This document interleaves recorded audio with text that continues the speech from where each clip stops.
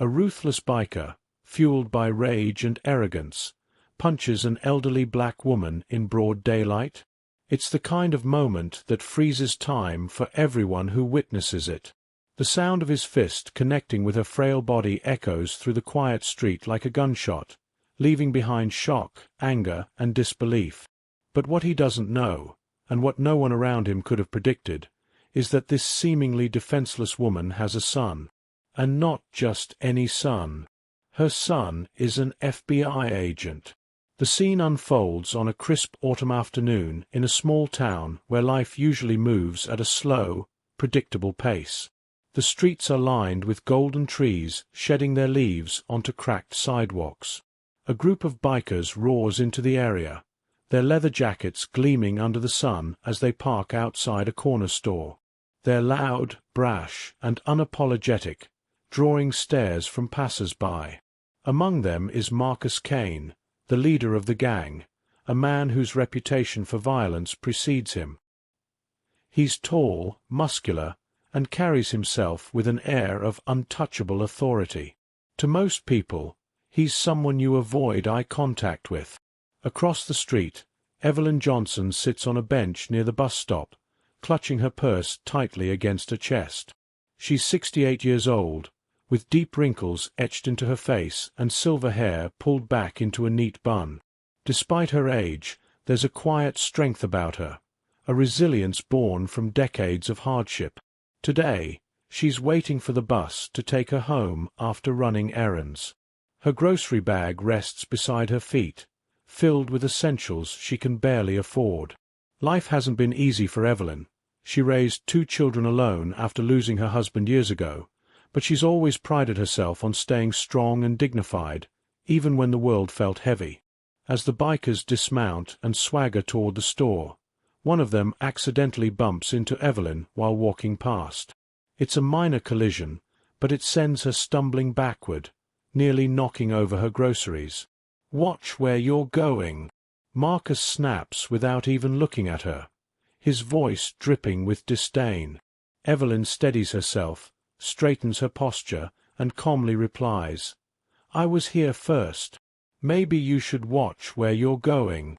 Her tone isn't confrontational. It's firm, measured, and laced with dignity. But those few words ignite something dangerous in Marcus.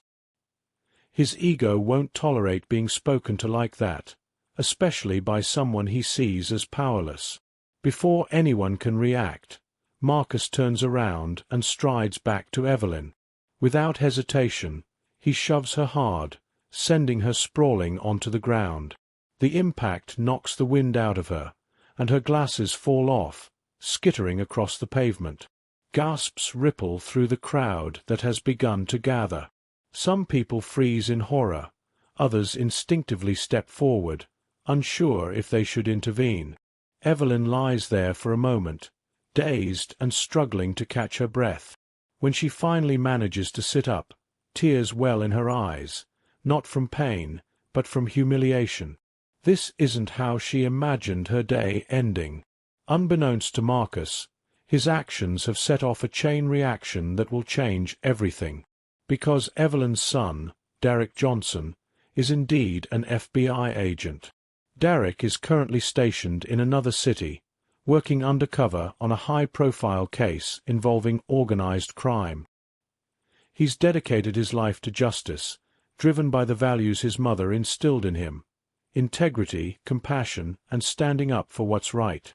When news of the attack reaches him later that evening via a frantic phone call from his sister, Derrick feels a surge of emotions he hasn't experienced in years. Anger, fear, helplessness, but above all, determination. Back in the town, word spreads quickly about what happened. Witnesses describe the incident in vivid detail, their voices trembling with outrage. Someone films a shaky video on their phone and posts it online, where it goes viral within hours. Comments flood in, condemning Marcus and demanding accountability. Meanwhile, Evelyn refuses to stay silent. Even bruised and shaken, she insists on pressing charges. "No one deserves to be treated like that," she tells the police officer taking her statement. Her courage inspires others to come forward, sharing stories of similar encounters with the biker gang. Slowly but surely, the pieces start falling into place. Derrick arrives in town the next morning, his jaw clenched and his mind racing. He hasn't seen his mother in months, and seeing her now, with a bandage on her cheek and dark circles under her eyes, ignites a fire inside him. "Mom, I'm so sorry I wasn't here," he says softly, pulling her into a tight embrace. Evelyn pats his back reassuringly. "Don't apologize, sweetheart. You've got work to do. Make sure this doesn't happen to anyone else." Her words hit him like a hammer. For the first time in years, Derrick feels the weight of his badge more acutely than ever before. This isn't just about catching bad guys anymore. It's personal. Over the next few days, Derrick dives headfirst into the investigation. Using his resources and connections, he uncovers disturbing details about Marcus and his gang. Their criminal record stretches back years, filled with assaults, thefts, and intimidation tactics. Yet somehow, they've always managed to slip through the cracks of the justice system. Not this time, Derrick vows silently. With each new piece of evidence, his resolve hardens. He knows bringing Marcus down won't be easy. These men thrive on fear and chaos, but he also knows he has the law on his side. And for once, the entire community seems ready to stand with him. As the trial date approaches, tensions in the town reach a boiling point. Marcus and his gang grow increasingly desperate, resorting to threats and vandalism to intimidate witnesses. But Evelyn remains steadfast, refusing to let fear dictate her actions. "If we don't fight back now, they'll keep doing this to others," she tells Derrick one evening. Her unwavering spirit becomes a beacon of hope for everyone involved. Slowly, people begin to realize that justice isn't just about punishing the guilty. It's about reclaiming power and restoring faith in humanity. In the end, Marcus is arrested and sentenced to prison, thanks in large part to Evelyn's bravery and Derrick's relentless pursuit of truth. The courtroom erupts in applause as the verdict is read, a rare moment of collective triumph. For Evelyn, it's more than just closure, it's validation. She proved that even in the face of overwhelming odds, standing up for yourself matters. And for Derrick, it's a reminder of why he chose this path in the first place. Justice may not always be swift or fair, but it's worth fighting for. The days following Marcus Kane's arrest are anything but quiet. The town buzzes with conversations about what happened, each retelling adding layers of emotion and perspective. Some people praise Evelyn for her courage, calling her a symbol of resilience. Others express relief that the biker gang might finally face consequences for years of unchecked behavior. But not everyone is pleased. A few locals whisper warnings, fearing retaliation from Marcus's remaining crew. "You think this is over?" one man mutters to his friend at the diner. "Those guys don't forgive and forget." Despite the unease, there's an undeniable shift in the air, a sense that maybe, just maybe, justice can prevail. Derrick spends long hours poring over case files, determined to ensure that Marcus doesn't walk away again. He knows how these cases often play out. Criminals find loopholes, evidence gets dismissed, and victims are left feeling betrayed by the system. This time, he vows, will be different. With the help of local law enforcement, he gathers testimonies from witnesses who were too afraid to speak up before. One woman recounts how Marcus threatened her teenage son for accidentally scratching his bike. Another describes being forced to hand over cash after refusing to buy drugs from the gang. Each story adds weight to the prosecution's case, painting a damning picture of Marcus's reign of terror. Evelyn, meanwhile, tries to return to some semblance of normalcy. She resumes her routine, grocery shopping, tending to her garden, visiting friends, but the attack lingers in her mind like a shadow. At night, She lies awake replaying the moment Marcus struck her, wondering if she could have done something differently. Her body aches, not just from the physical impact, but from the emotional toll of standing up against someone so menacing. Still, she refuses to let fear consume her. If I start living scared, she tells herself firmly, then he's already won. One evening, as Derrick sits at the kitchen table reviewing documents, Evelyn joins him with 2 cups of tea. She places one in front of him and takes a seat across the table. For a while, neither speaks. They simply sit together, sharing the silence. Finally, Evelyn breaks it. "Do you ever wonder why people like him exist?" she asks softly, staring into her cup. Derrick looks up, surprised by the question. "I used to," he admits. "But now, I think it's less about why and more about what we do about it."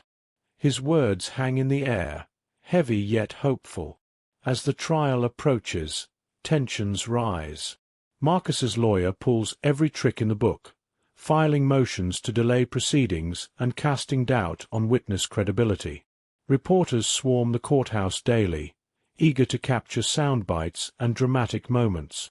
The media circus makes Evelyn uneasy. She didn't ask for attention, and the constant scrutiny feels invasive. Yet, she understands its necessity. Without public pressure, the case might slip through the cracks.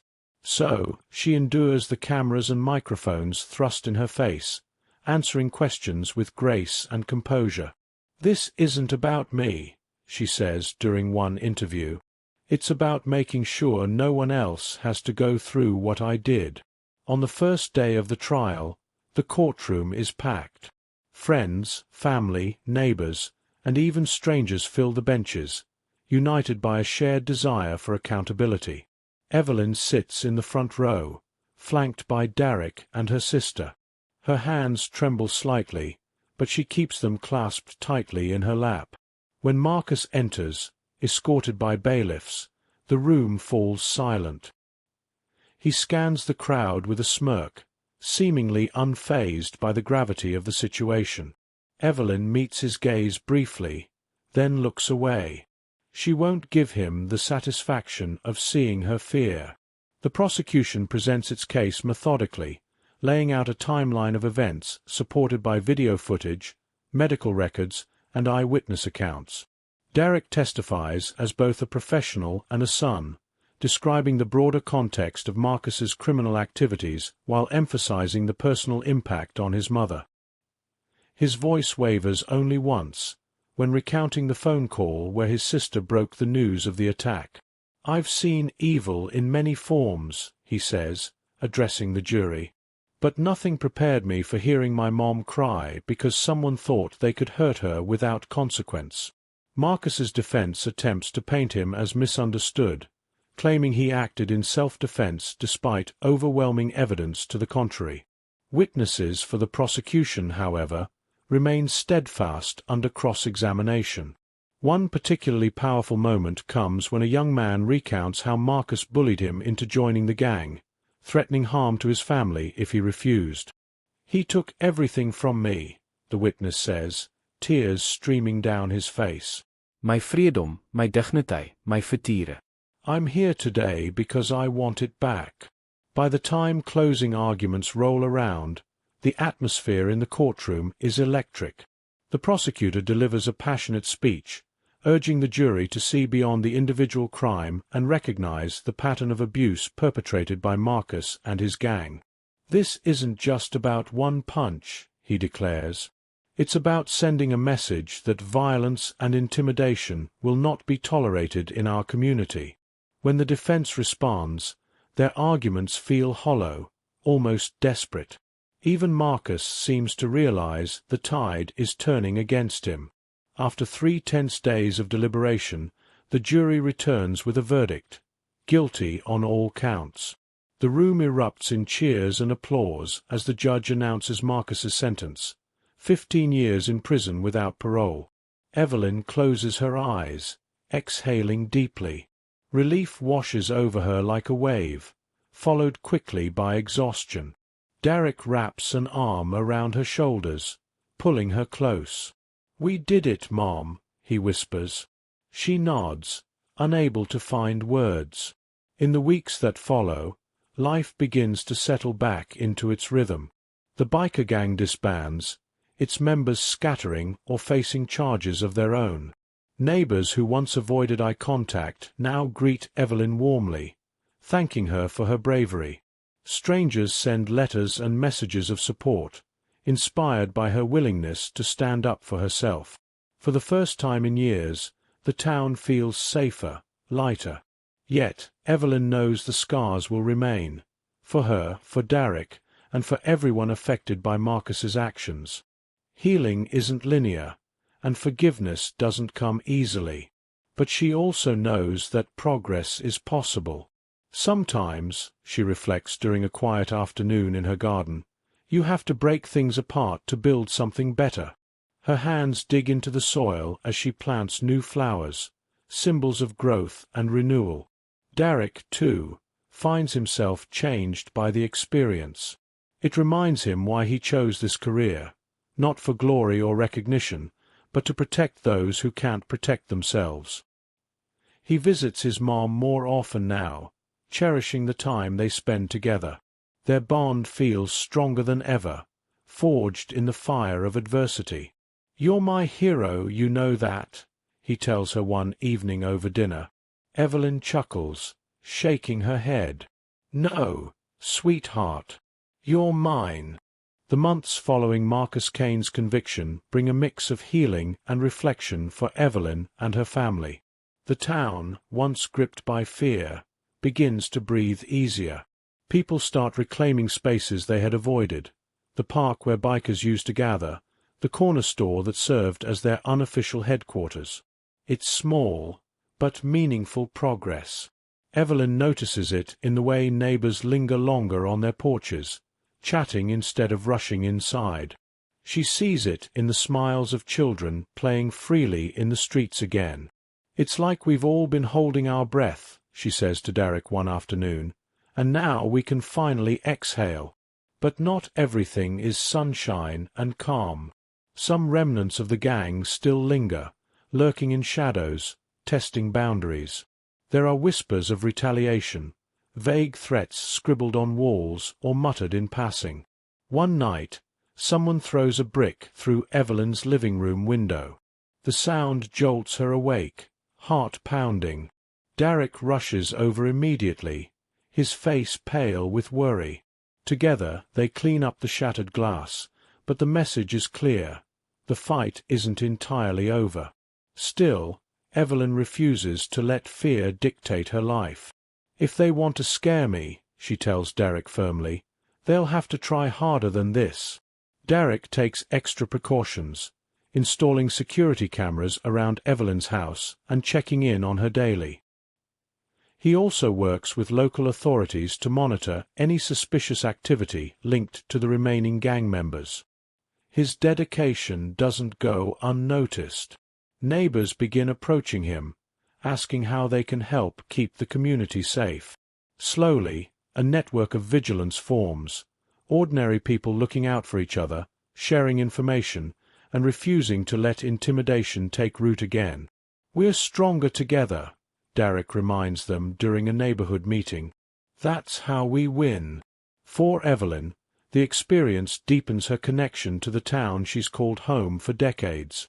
Strangers who once passed her without a second glance now stop to chat, offering kind words or small gestures of support. A young girl from down the block brings her handmade cards decorated with colorful drawings.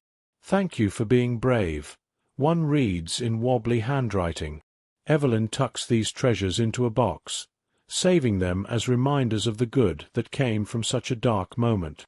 Her garden becomes a sanctuary, a place where she processes everything that's happened. Each flower she plants feels like a step toward renewal, a symbol of hope pushing through cracked soil. She spends hours tending to it, pruning leaves and watering roots, finding solace in the rhythm of nature. Sometimes, Derrick joins her, sitting quietly on the porch while she works. They don't always talk, Sometimes silence says more than words ever could. But when they do speak, their conversations often circle back to the same question: what comes next? One evening, as the sun dips below the horizon, painting the sky in hues of orange and pink, Derrick broaches a topic he's been thinking about for weeks. "Mom, what if we turned this into something bigger?" he asks hesitantly. Evelyn pauses, her hands resting on the handle of her gardening spade. "What do you mean?" she replies, curiosity flickering in her eyes.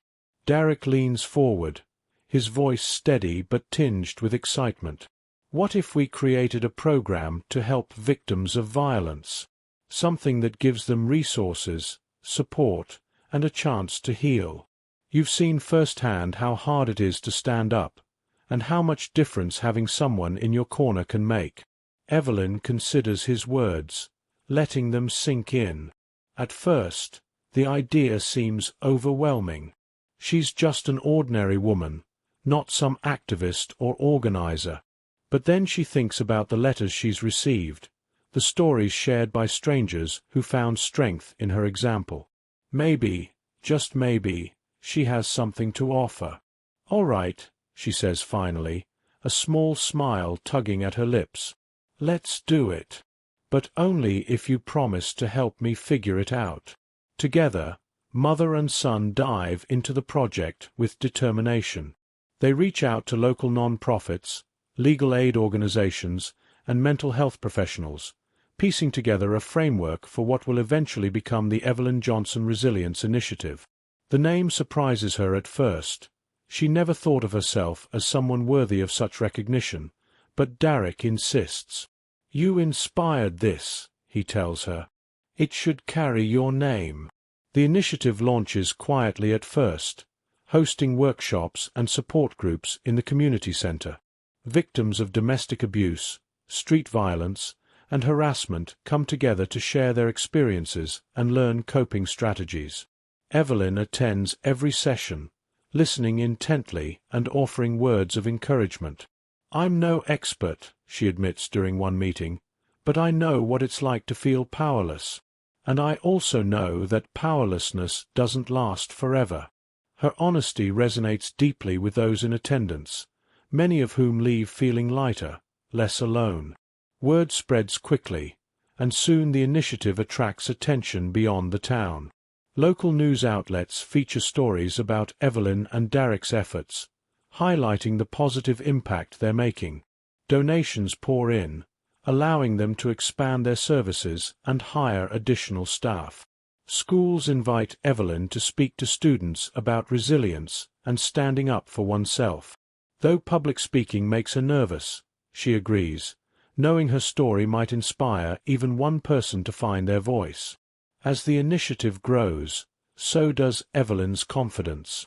She begins to see herself not just as a victim of circumstance, but as a catalyst for change. It's a role she never imagined for herself, yet one that fits surprisingly well. Derrick watches her transformation with pride, marveling at how far she's come since that fateful day. "You're unstoppable, Mom," he teases one evening after a particularly successful event. Evelyn laughs, shaking her head. "Oh, hush. I'm just doing what needs to be done."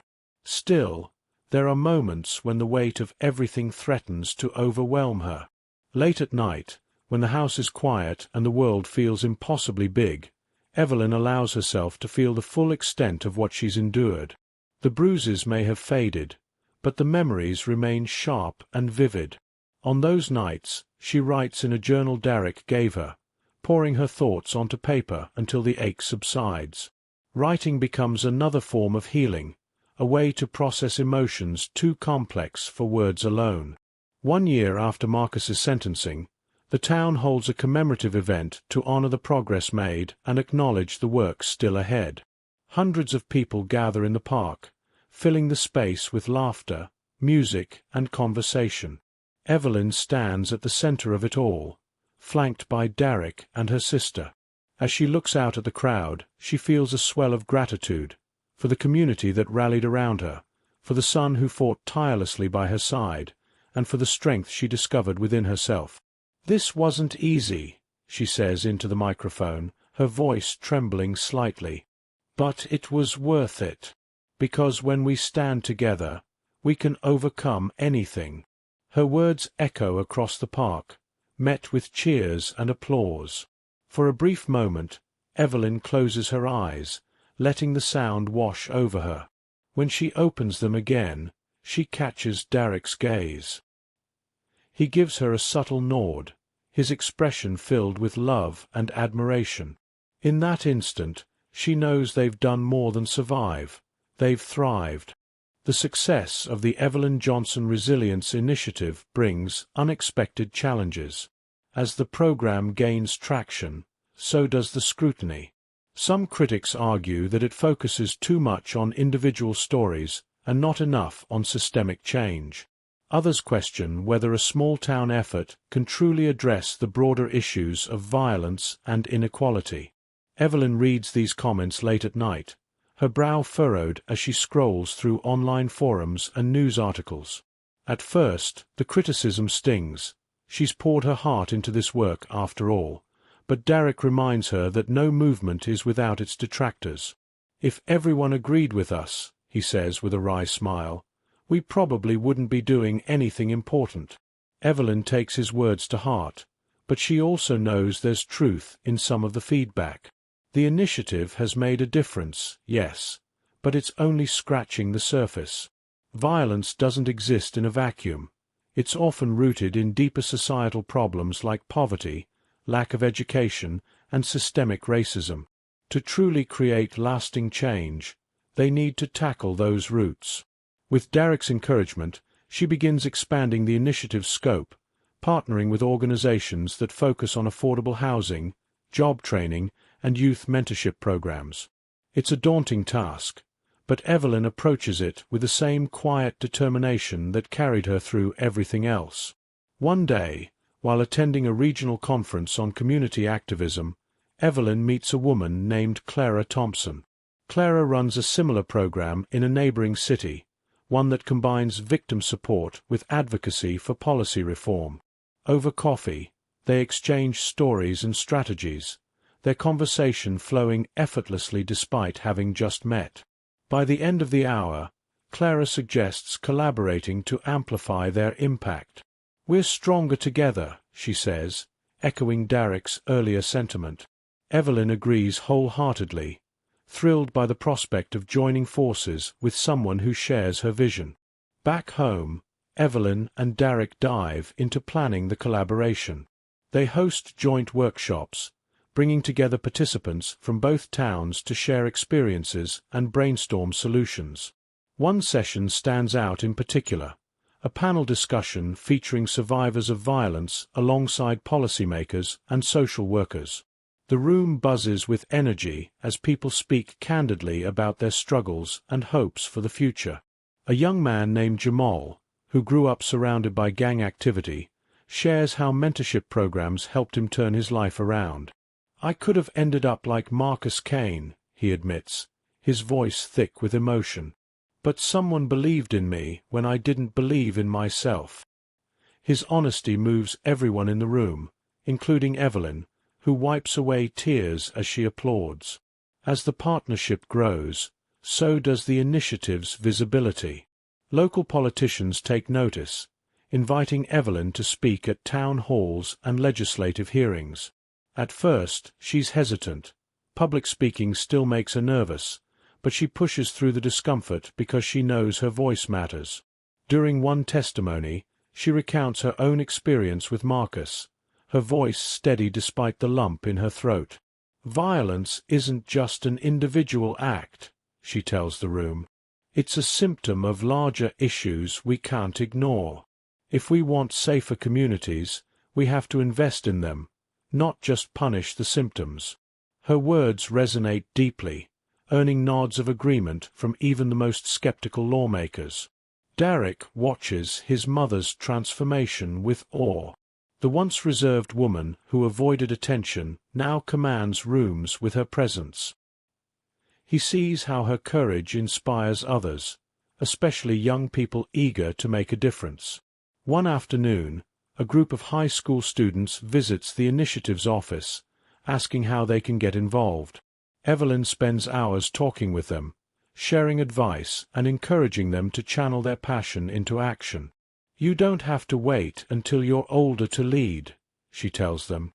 "Change starts now, with you. Despite the progress, there are setbacks." Funding remains a constant challenge, forcing Evelyn and her team to get creative with fundraising efforts. Bake sales, charity runs, and crowdfunding campaigns become regular fixtures in the community calendar. Derrick pitches in wherever he can, using his FBI connections to secure grants and sponsorships. Still, there are moments when the financial strain feels overwhelming. "We'll figure it out," Evelyn reassures her team during a particularly tough meeting. "We always do." Then, one evening, an envelope arrives in the mail. Inside is a generous donation from an anonymous donor, accompanied by a short note. "Thank you for reminding us that hope is possible. Keep going." Evelyn holds the letter close to her chest, tears streaming down her face. She doesn't know who sent it, but the gesture fills her with renewed determination. "See," she says to Derrick later that night, "there are good people out there. We just have to keep believing in them." As the years pass, the Evelyn Johnson Resilience Initiative becomes a beacon of hope not just locally, but nationally. Its model is replicated in cities across the country, each adaptation tailored to meet the unique needs of its community. Evelyn travels occasionally to speak at conferences and train new leaders, but she always returns home, grounding herself in the place where it all began. Her garden continues to thrive, a testament to the resilience she's come to embody. One crisp autumn morning, nearly 5 years after Marcus Kane's arrest, Evelyn sits on her porch sipping tea. The air smells of fallen leaves and fresh soil, familiar scents that bring her comfort. Across the street, children laugh as they chase each other through piles of leaves. Neighbors wave as they walk by, calling out greetings. For a moment, Evelyn allows herself to bask in the peace, the kind of peace that comes from knowing she played a part in creating it. Derrick joins her, holding 2 mugs of hot cocoa. "Thinking about anything in particular?" he asks, handing her one. Evelyn smiles, shaking her head. "Just everything," she replies softly. "Where we started, where we are now. It's hard to believe sometimes." Derrick nods, following her gaze to the kids playing in the distance. "You did this, Mom," he says. "Not alone, of course, but you were the spark." Evelyn chuckles, rolling her eyes. "Don't give me all the credit. You've been right here every step of the way." They sit in comfortable silence, watching the world move around them. Evelyn thinks about the journey, the pain, the fear, the triumphs, and realizes something profound. Healing isn't linear, but it's worth it. Every scar tells a story, every struggle shapes a lesson, and sometimes the hardest moments lead to the brightest futures. What happens when a ruthless biker punches an elderly black woman? Sometimes it changes the world, one person, one community, one act of courage at a time. The years roll on, and Evelyn's legacy continues to grow in ways she never imagined. The initiative, now a nationwide network, bears her name but feels like it belongs to everyone who has contributed to its success. People from all walks of life, survivors, activists, policymakers, even former offenders seeking redemption, have found a place within its fold. Evelyn herself has become a symbol of resilience, though she still brushes off the title with a humble laugh. "I'm just a woman who got tired of being afraid," she often says when people praise her. But those closest to her know better. They've seen how much strength it takes to keep going, to face each new challenge head-on without losing sight of hope. One chilly winter morning, as snow blankets the town, Evelyn receives an invitation that leaves her stunned. It's from a national organization dedicated to social justice, asking her to deliver the keynote speech at their annual gala in Washington, D.C. Her hands tremble as she reads the letter aloud to Derrick, who nearly drops his coffee mug in surprise. "Mom, this is huge," he exclaims, his voice rising with excitement. Evelyn shakes her head, laughing nervously. "What could I possibly say to a room full of strangers? I'm not some big-shot speaker." But deep down, she knows she can't turn it down. This is an opportunity to share her story, and the stories of so many others, on a stage bigger than any she stood on before. Preparing for the speech proves more challenging than Evelyn anticipated. She spends weeks drafting and revising, trying to strike the right balance between personal reflection and universal appeal. Clara Thompson, her trusted collaborator, helps her refine the message, reminding her to focus on authenticity rather than perfection. "You don't need fancy words or polished delivery," Clara assures her. "Just speak from the heart. That's what moves people." On the day of the event, Evelyn stands backstage, clutching her notes tightly as she listens to the hum of conversation filling the grand ballroom. Her stomach churns with nerves, but when she steps onto the stage, the sea of faces looking back at her calms her somehow. These are people who care, who want to make a difference just like she does. Her speech begins quietly, almost conversationally. She talks about the day Marcus Kane punched her, the fear, the humiliation, the anger, but quickly shifts to what came after. "That moment didn't define me," she says, her voice growing stronger. "It challenged me. And in rising to meet that challenge, I discovered something powerful. None of us are truly alone. When we stand together, we can overcome anything." The audience erupts into applause, many wiping away tears. Afterward, strangers line up to thank her, sharing their own stories of struggle and survival. One woman grips Evelyn's hand tightly, her eyes shining. "You gave me permission to believe in myself again," she whispers. Evelyn hugs her, feeling a lump rise in her throat. Back home, life returns to its familiar rhythm, but the ripple effects of the gala linger.